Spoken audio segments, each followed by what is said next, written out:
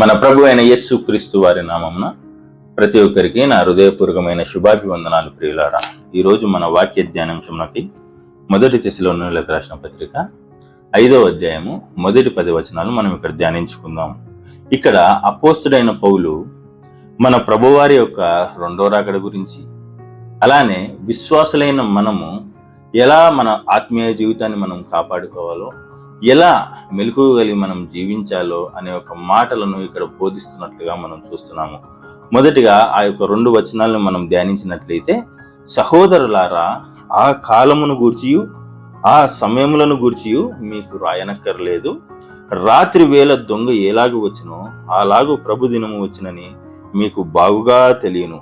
దేవుడి చిన్న వాక్యాన్ని దీవించినాక ఇక్కడ మనము ఈ యొక్క వాక్యాన్ని మనం గమనించినట్లయితే, ఆ కాలమును గూర్చియు ఆ సమయములను గూర్చియు, ఈ యొక్క కాలములు సమయములు అనే మాటని ఇక్కడ మనం చూసినట్లయితే, ఇదిగో ఈ యొక్క మాటలు అంతకాల్యమును సూచిస్తున్నట్లుగా మనం చూస్తున్నాం ప్రియులారా. అలానే ప్రభు దినము అనే మాటను మనం చూస్తున్నాము. ఇదిగో ఆ యొక్క ప్రభు దినంలో దేవుని యొక్క ఉగ్రత ఉంటుంది, దేవుని యొక్క తీర్పు ఉన్నట్లుగా మనం ఇక్కడ చూస్తున్నాం ప్రియులారా. అయితే మన ప్రభువైన యేసు క్రీస్తు వారు ఎలా వస్తారంట, ఆ యొక్క సమయంలో రాత్రి వేళ దొంగ ఎలాగ వచ్చునో అలాగున ప్రభు దినం ఉండునని అనే మాటను ఇక్కడ మనం చూస్తున్నాం ప్రియులారా. రాత్రి వేళ దొంగ ఎలా అయితే వస్తాడో అలాగూ ప్రభు దినం ఉంటుంది. రాత్రి వేళ దొంగ ఎప్పుడు వస్తాడని మనకు తెలుసా? తెలియదు. అయితే ఆ యొక్క సమయంలో లోకులు ఎలా ఉన్నారంట, అబ్బా నెమ్మదిగా ఉన్నాను, నాకు ఏమీ భయము లేదు అని అన్నప్పుడు, ఇదిగో గర్భిణీ స్త్రీకి ప్రసవ వేదన వచ్చినట్లు వారికి ఆకస్మికముగా నాశనము తటాస్తించును అనే మాటను మనం చూస్తున్నాం ప్రియులారా. ఇదిగో లోకంలో ఉన్నవారు వారి యొక్క డబ్బుతో, వారి యొక్క బలంతో వారు చక్కగా ఇండ్లు కట్టించుకొని ఉన్నారు. ఇదిగో వారికి ఆర్థిక పరమైన సెక్యూరిటీ వారికి ఉంది. ఇదిగో వారు బలంగా పుష్టిగా ఉన్నారు, నాకు ఏ కష్టము లేదు, నాకు ఏ భయము లేదు అని సుఖంగా వారు ఏ భయము లేకుండా నెమ్మదిగా ఉన్నప్పుడు, ఇదిగో వారిలో ప్రభు భయం లేదు.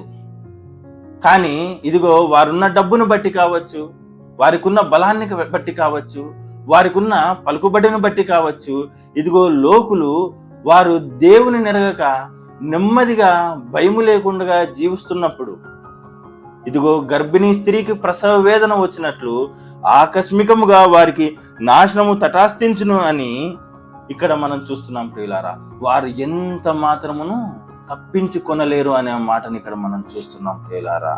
ఇదిగో నీవు దేవుని నెరగకపోతే, దేవుని భయం నీకు లేకపోతే, లోకంలో నీవు కలిసిపోయి ఉండింటే, ఇదిగో నీవు పాపంలో ఉండి ఉండింటే, ఇదిగో ప్రభువారి ఒక రాకడ, దొంగ ఎలాగ వచ్చునో అలాగూ ప్రభుదినం ఉంటుంది.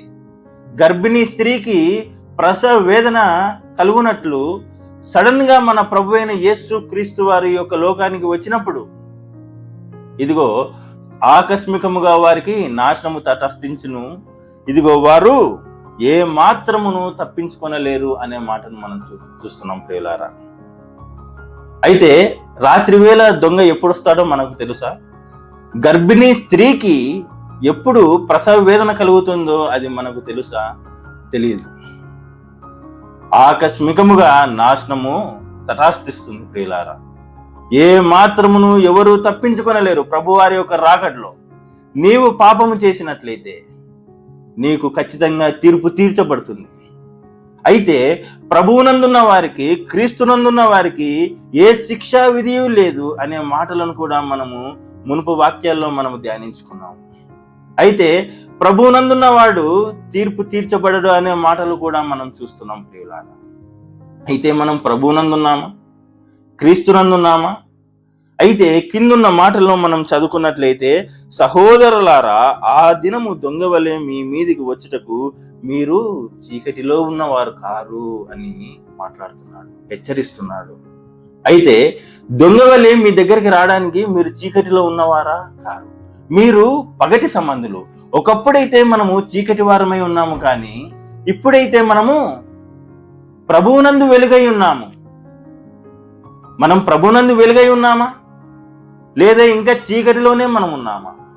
అయితే మన ప్రభువైన యేసు క్రీస్తు వారు మనల్ని చీకటి నుండి ఆశ్చర్యకరమైన వెలుగులోనికి మనల్ని తీసుకొని వెళ్ళాడు ప్రియులారా. అయితే నీవు ఇంకా చీకటిలో ఉన్నట్లయితే ప్రభువైన యేసు క్రీస్తు వారు నిన్ను వెలుగుగా మార్చడానికి సిద్ధంగా ఉన్నాడు ప్రియులారా. అయితే ఎఫెసీయులకు రాసిన పత్రిక 5వ అధ్యాయము 8వ వచనంలో మనం చూసినట్లయితే, పూర్వమందు మనం చీకటి ఉన్నాము, ఇప్పుడైతే ప్రభువునందు మనము వెలుగై ఉన్నట్లుగా మనం చూస్తున్నాం ప్రియులారా. ప్రభువునందే మనము వెలుగై ఉన్నాము. ప్రభువు లేకపోతే మనలో చీకటి. అందుకే మీరు లోకమునకు వెలుగై ఉన్నారు అనే మాటను చెప్తున్నట్లుగా మనం చూస్తున్నాం ప్రియులారా. మత్తయి సువార్తలో మనం లోకానికి వెలుగుగా ఉండడానికే మన ప్రభు అయిన యేసు క్రీస్తు వారు ఈ యొక్క లోకానికి వచ్చాడు. అయితే ఇదిగో దొంగ వచ్చినట్లు మీ దగ్గరికి మీరు చీకటిలో ఉన్నవారు కాదు, కానీ మీరు వెలుగు సంబంధులు కాబట్టి మీరు మెలుగు కలిగి ఉన్నారా లేదా అని ఇక్కడ అపోస్తుడైన పౌలు హెచ్చరిస్తున్నాడు ప్రియులారా. అయితే మత్తయి సువార్తలో ఇదిగో మన ప్రభువారు ప్రార్థన చేసుకోవడానికి వెళ్తున్నప్పుడు, ప్రార్థనలో తండ్రి దగ్గర మొరపెట్టడానికి వెళ్తున్నప్పుడు అక్కడున్న పేతురుకి ఒక మాట చెప్తాడు ప్రియులారా, మీరు శోధనలో ప్రవేశించకున్నట్లు మెలకువగా ఉండి ప్రార్థన చేయుడి అనే మాటను మనం చూస్తున్నాం ప్రియులారా. మనం శోధనలో ఉండకుండా ఉండాలి అనంటే, ఇదిగో ఆ యొక్క ప్రభు దినంలో మనము కాపాడబడాలి అనంటే, మనము శోధనలో ప్రవేశించుకుంటున్నట్లు మెలకువగలిగి మనము ప్రార్థన చేయాలని మన ప్రభు అయిన యేసు క్రీస్తు వారు అక్కడున్న శిష్యులతో చెప్తున్నట్లుగా మనం చూస్తున్నాం ప్రియులారా. నువ్వు నేను కూడా మెలకువగలిగి మనం ప్రార్థన చేస్తున్నాము. ఇదిగో మనం బాప్టిజం తీసుకున్నాము, ఆయన రక్తంలో మనం కడగబడినాము, ఇదిగో ఆయన యొక్క రక్తంలో ఆయన యొక్క శరీరంలో మనము చేయి వేస్తున్నాము కాబట్టి నాకు పరలోక రాజ్యం ఉందని నీవు అనుకున్నట్టుంటే అది మన పొరపాటే. మనము మెలకువగలిగి జీవించాలి. ప్రభువు బిడ్డలైన మనము ఎప్పుడైతే మనం మెలకువగలిగి జీవిస్తామో అప్పుడు మనకు పరలోక రాజ్యము. ఆ యొక్క ప్రభు దినం వచ్చినప్పుడు నీవు మెలకువ కలిగి ఉంటే ఇదిగో నిన్ను ఆయన రాజ్యానికి తీసుకొని వెళ్ళేవాడిగా ఉంటాడు. ప్రియులారా, ఒక్కసారి భయం కలిగి ఈ యొక్క మాటలను నీవు అర్థం చేసుకోమని ప్రాధేయపడుతున్నాను ప్రియులారా. అయితే అపోస్తుల కార్యములు 2వ అధ్యాయము 20వ వచనంలో మనం చూసినట్లయితే ఆ యొక్క ప్రభు దినం ఎలా ఉంటుందంట, సూర్యుడు చీకటిగాను చంద్రుడు రక్తముగాను మారుతారు అనే మాటను మనం చూస్తున్నాము.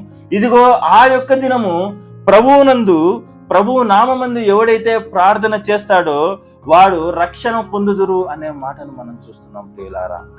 ఎక్కడ మనకు రక్షణ దొరుకుతుంది? ప్రభువు నామములో. ప్రభువు నామంలోనే మనకు రక్షణ. ఇదిగో ఆ యొక్క ప్రభు దినం వచ్చినప్పుడు నీవు మెలకువ కలిగి ఉండి ఇదిగో ఆ యొక్క ప్రభువు నామములో నీవు ప్రార్థన చేసినట్లయితే నీవు రక్షణ పొందుతావు. కాబట్టి క్రైస్తవుడైన నీవు, విశ్వాసమైన నీవు నీ యొక్క ఆత్మీయ జీవితాన్ని భయంతో కాపాడుకుంటూ, నీ యొక్క వ్యక్తిత్వాన్ని నీవు దేవుని ఎదుట కాపాడుకుంటూ మెలకువ కలిగి నీవు నిరంతరము శోధనలో పడకుండానట్లు, నీ యొక్క ఆత్మ నశించుకుంటున్నట్లు నీవు ప్రభునామంలో ప్రార్థన చేసినట్లయితే నీకు రక్షణ ప్రియులారా. అయితే మొదటి పేతురు 3వ అధ్యాయము 10వ వచనంలో మనం చూసినట్లయితే ఆ యొక్క ప్రభు దినం వచ్చినప్పుడు పంచభూతములు లయమైపోవును, పంచభూతములు కరిగిపోవును అనే మాటను మనం చూస్తున్నాం ప్రియులారా. పంచభూతాలు కూడా కరిగిపోతాయి మన ప్రభు అయిన యేసు క్రీస్తు వారి యొక్క 2వ రాకడలో. అంత మహాభయంకరమైన దినము. అయితే నీవు ఆ యొక్క దినాన్ని, ఆ యొక్క దినము ఎప్పుడైతే వస్తుందో అది మనకు తెలియదు. కాబట్టి మనము మెలకువగలిగి జీవించాలి. అలానే ఇదిగో చీకటి సంబంధులు, ఆ యొక్క చీకటి సంబంధుల గురించి యోబు గ్రంథంలో మనం చూసుకున్నట్లయితే వారు వెలుగు మీద తిరుగుబాటు చేసేవారు, అలానే వారు ఆ యొక్క వెలుగు త్రోవలో వారు నిలవరు అని మనం చూస్తున్నాం ప్రియులారా. అలానే వారు దరిద్రులను, లేమిగల వారిని చంపుతారని మనం చూస్తున్నాము. రాత్రి ఎప్పుడైతుంది, మనం ఎప్పుడు దొంగతనం చేద్దాము, ఎప్పుడు మనము వ్యభిచారము చేయుటకు వారు చీకటి కొరకు వారు కనిపెట్టుకొని ఉంటారు అనే మాటను మనం చూస్తున్నాం ప్రియులారా. చీకటి స్వభావము అలా ఉంటుంది. అయితే చీకటి స్వభావం గలవారు వారు ఎప్పుడు వెలుగు మీద తిరుగుబాటు చేసేవారిలాగానే ఉంటారు. ఇదిగో ఆ యొక్క వెలుగు త్రోవలో కూడా వారు నిలవరు అని ఇక్కడ యోబు గ్రంథంలో మనం చూస్తున్నాం. అయితే వారిని ఆ యొక్క చీకటిలో ఉన్న వారి పరిస్థితి ఎలా ఉంటుందంట? ఇదిగో పాతాళము పాపము చేసిన వారిని పట్టుకొనును అనే మాటను మనం చూస్తున్నాం ప్రియులరా. పురుగు వానిని కమ్మగా తినివేయును అనే మాటను మనం చూస్తున్నాం కదా. పురుగు ఏం చేస్తుందంట? పాపంలో ఉన్న వారిని కమ్మగా తినివేస్తుందంట కదా. అలానే పాతాళము పాపము చేసిన వారిని పట్టుకుంటుంది అనే మాటను మనం చూస్తున్నాం ప్రియులారా. ఇదిగో వారు వెలుగు మీద తిరుగుబాటు చేసేవారు ఇలా ఉన్నారు. ఒకవేళ నీవు దేవుని మీద తిరుగుబాటు స్వభావం కలిగి ఉన్నట్లయితే ఇదిగో పాతాళము పాపము చేసిన వారిని పట్టుకుంటుంది, పురుగు వారిని కమ్మగా తింటుందంట. అయితే నీవు అలాంటి స్థితిలో ఉన్నట్లయితే, నీవు దేవుని మీద తిరుగుబాటు స్వభావం కలిగిన వాడివైతే, ఒక్కసారి ప్రభు యొక్క దినం ఎలా ఉంటుందో మనం ఇప్పుడు ధ్యానించుకుందాం. ఇదిగో ఈ యొక్క మాటలు విన్న నీవు దేవుని భయం కలిగి చీకటిలో నుండి వెలుగులోకి నీవు రా. ఇదిగో ఆయన యొక్క వెలుగులో నీవు ఉన్నట్లయితే, ఆయన యొక్క నామంలో నీవు ప్రార్థన చేసినట్లయితే ఇదిగో నీకు రక్షణ.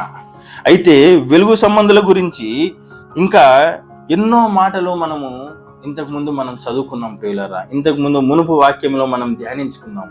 కాబట్టి మనకు ఆత్మీయ మెలకువ మన యొక్క జీవితంలో మనకు అవసరం. ఆత్మీయ మెలకువ లేకపోతే ఇదిగో మనకు నాశనము తటాస్తిస్తుంది ప్రియులారా.